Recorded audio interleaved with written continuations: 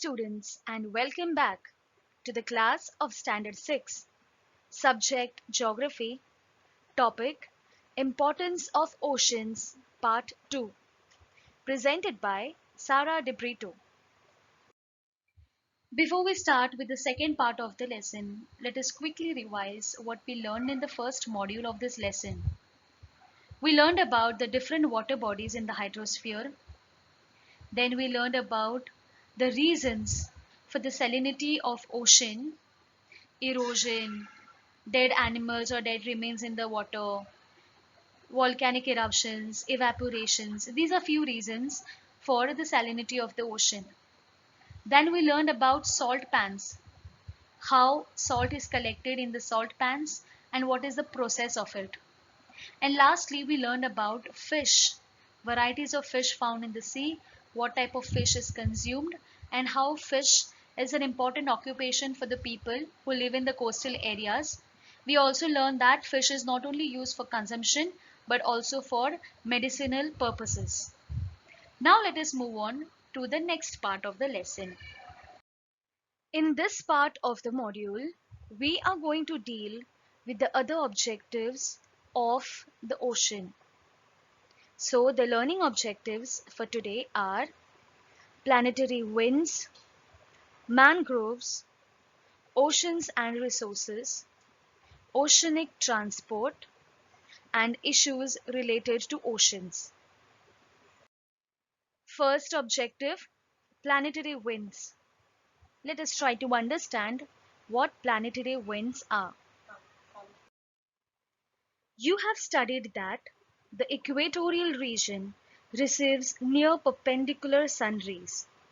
As a result, these areas get more heat, whereas the polar regions receive highly slant rays. This differential heating creates imbalance in the temperature of air in different parts. This leads to formation of belts of high and low pressure on the earth. Winds blow due to pressure differences in these belts. These winds are called planetary winds. These winds move the oceanic water in the form of currents.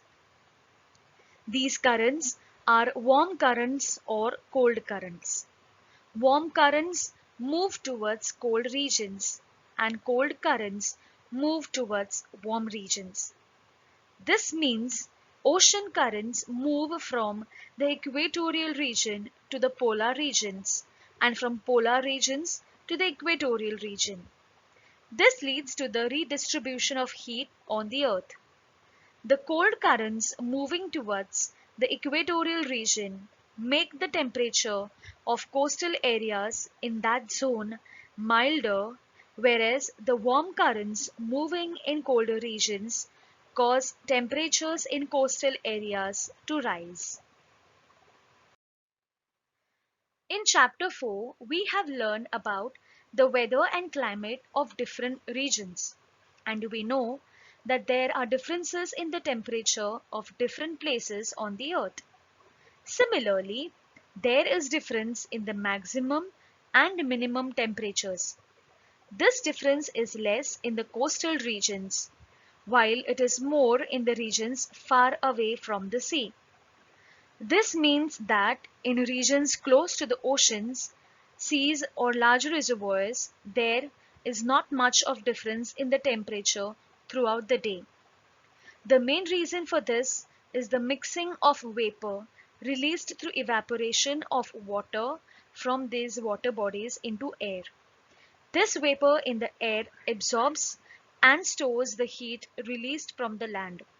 Hence, the temperature in coastal areas remains equable. The oceans have a vast expanse. Therefore, huge amounts of vapor get created. This process goes on continuously.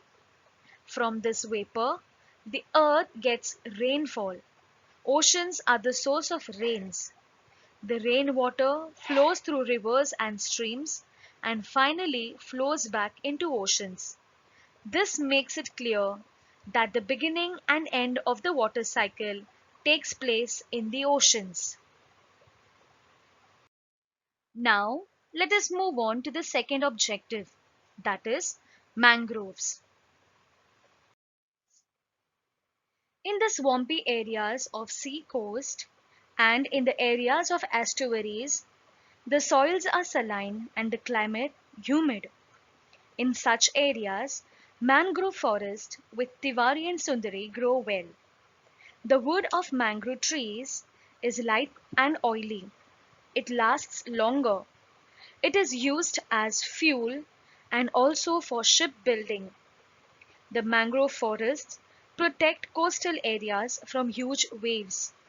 These forests also protect the biodiversity in the coastal areas. If these forests are located near coastal towns, they are called the lungs of these towns. Do you also know that as the regions close to the sea have an equable climate, the density of population is high in these areas? The coastal regions have always attracted man due to its climate, abundance of food, and various products obtained from the sea. Also, in future, it will be possible to generate electricity with the help of oceanic waves and tides. It is possible to convert the saline ocean water into potable drinking water. This will reduce the scarcity of drinking water to some extent. The drinking water in the city of Dubai in United Arab Emirates is being made available through this method. The next subtopic for today is oceans and resources. We have seen earlier that we obtain salt, fish, shells, and other products from the ocean. Besides these, we get minerals like iron, lead, cobalt, sodium, manganese, chromium, zinc, etc. from the ocean floor. We also get mineral oil and natural gas. We get precious items like pearls, corals, or ornamental items like shells, as also medicinal plants from the seas. The next objective that we are going to learn is oceanic transport. Oceans have provided us the most economic option of transportation. Large-scale transport of goods is carried out with the help of ships, trawlers, boats, etc. International trade is carried out on a large scale using waterways. Countries like Spain, Norway, and Japan have a good coastline. Due to goods transport by ocean routes, these countries have gained importance.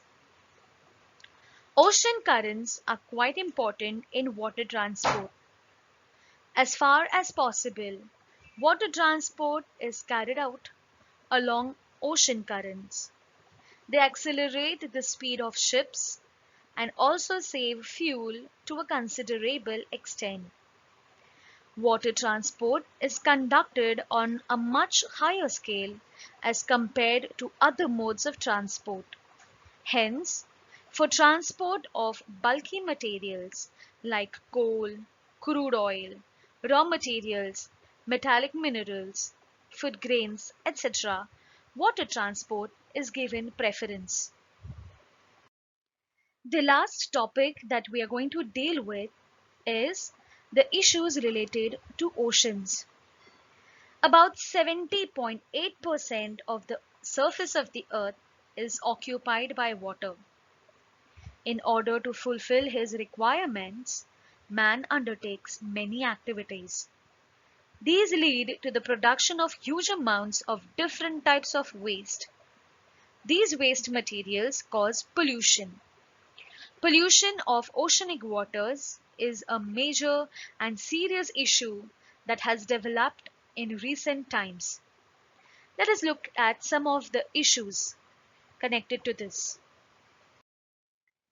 releasing the waste produced in the coastal cities into the seas.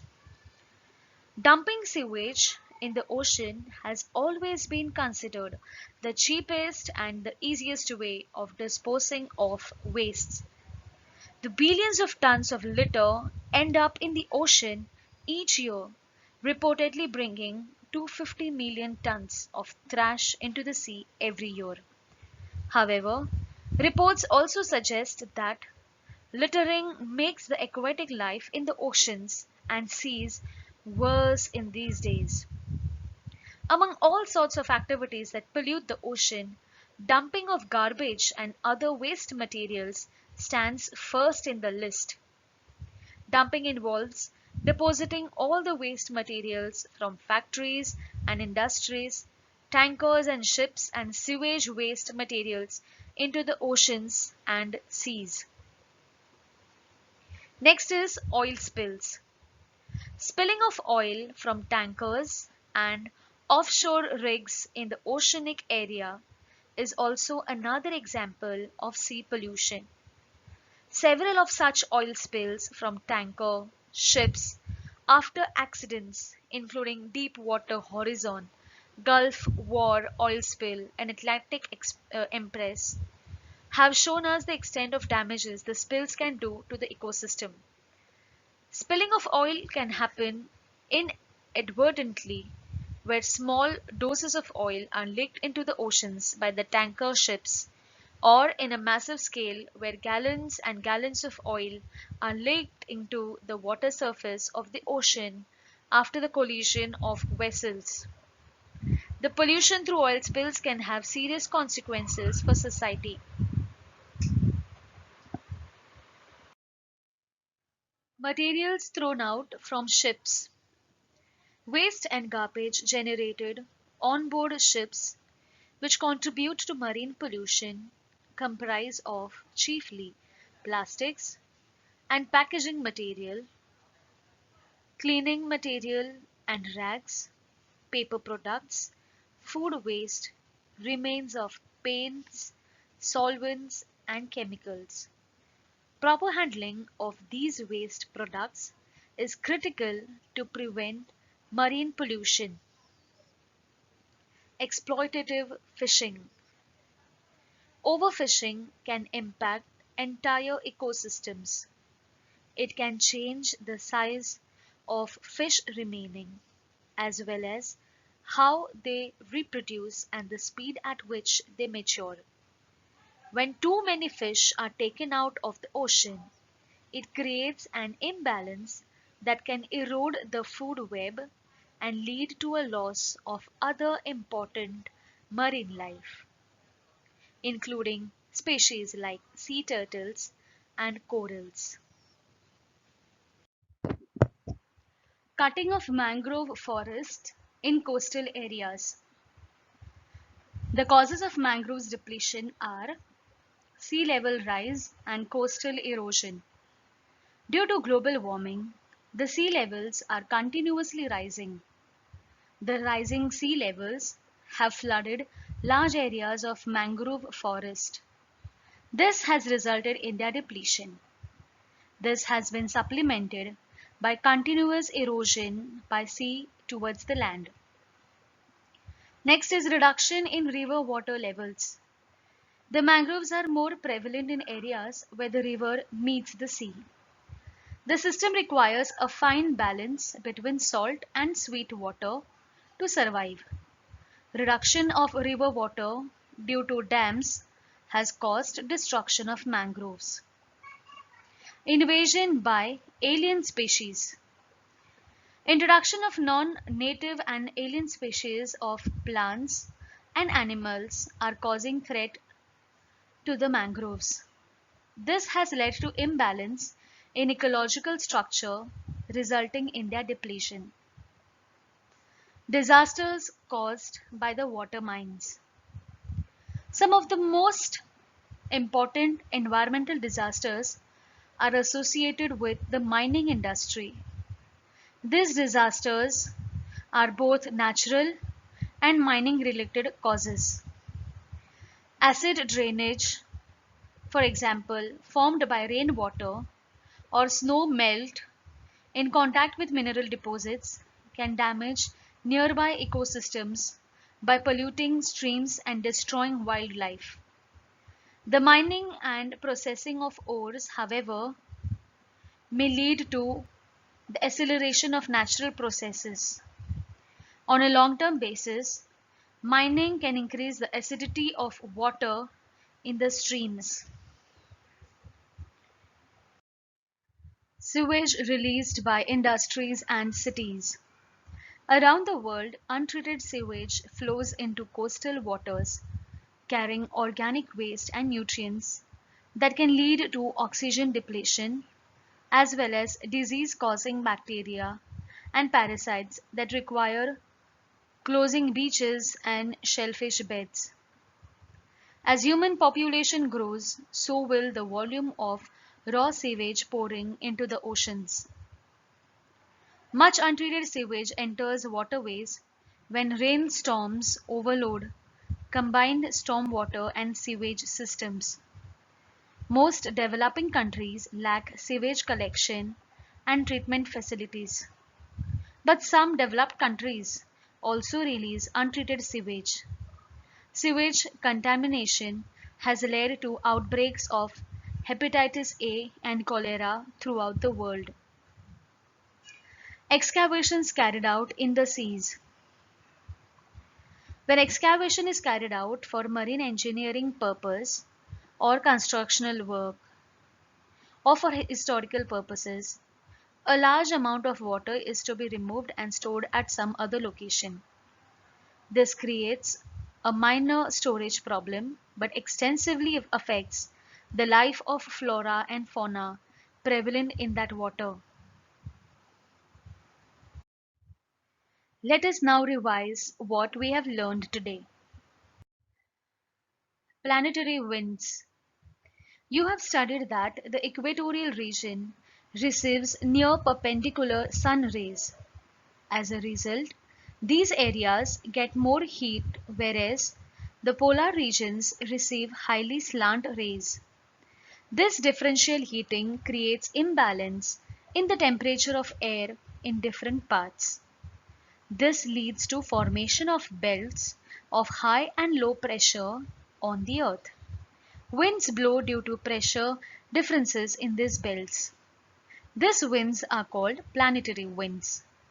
These winds move the oceanic water in the form of currents. These currents are warm currents or cold currents. Warm currents move towards cold regions and cold currents move towards warm regions. This means ocean currents move from the equatorial region to the polar regions and from polar regions to the equatorial region. This leads to the redistribution of heat on the earth. The cold currents moving towards the equatorial region make the temperature of coastal areas in that zone milder, whereas the warm currents coming in the colder regions cause temperatures in coastal areas to rise. Water cycle. We've learned about the different weathers and climates in chapter 4, and we know that there are differences in the temperature of different places on the earth. Similarly, there is difference in the maximum and minimum temperatures. This difference is less in the coastal regions, while it is more in the regions far away from the sea. This means that in regions close to the oceans, seas, or large reservoirs, there is not much of a difference in the temperature throughout the day. The main reason for this is the mixing of vapor released through evaporation of water from these water bodies into air. This vapor in the air absorbs and stores the heat released from the land. Hence, the temperature in coastal areas remains equable.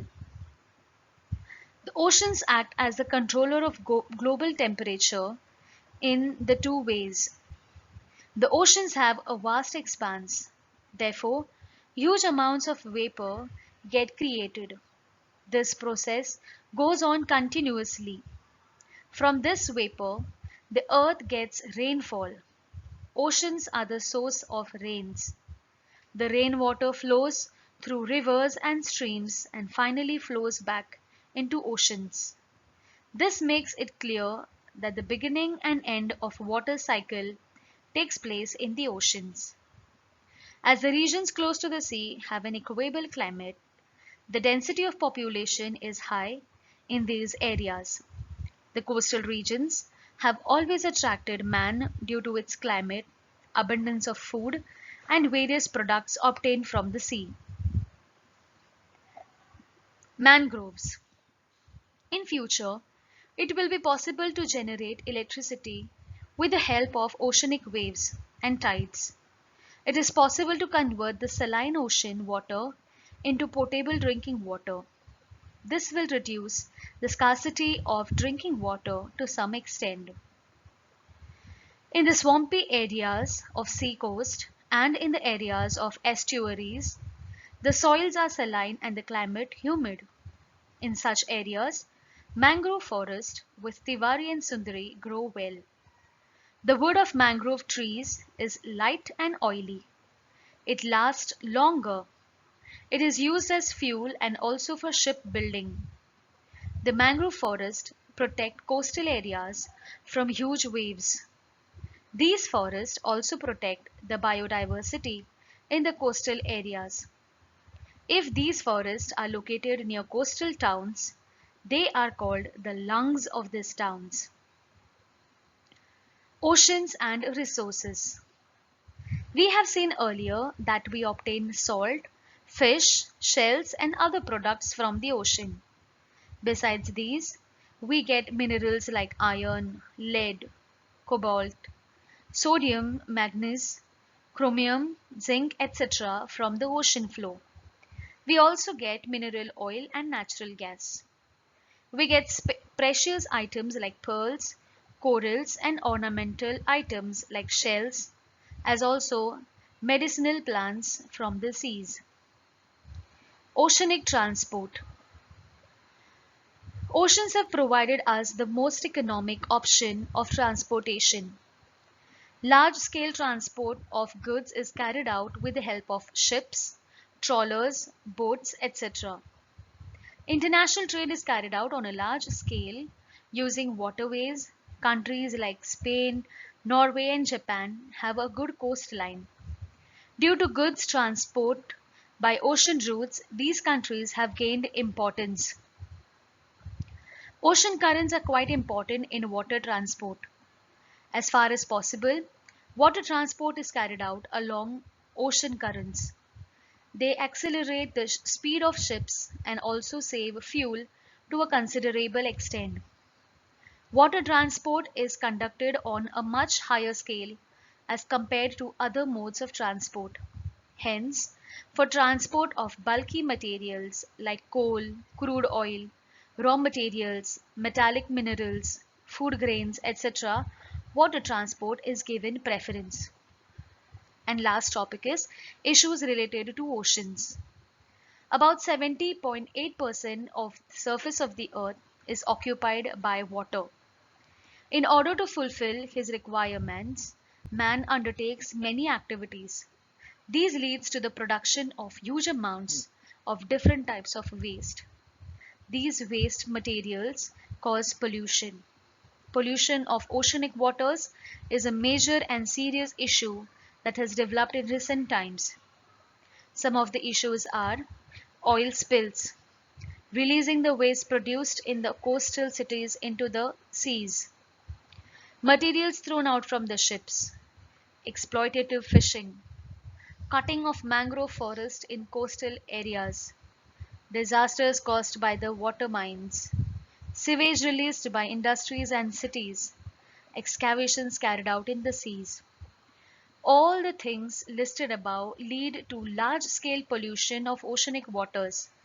Some coastal regions are proving to be death traps for aquatic animals. As a result, many aquatic animals are under the threat of being extinct. Example, the blue whale, some type of sea turtles, dolphins, etc. A large proportion of the surface of the earth is occupied by water. Most of the water is salty. The living world in this salty water is suffering from the pollution caused by man. We must avoid this. The proportion of water being greater than that of land, the earth is known as the water planet. Water in any form is a boon for the living world. Of all the planets known to man, the earth is the only one which has a living world. I hope you enjoyed the lesson. Thank you.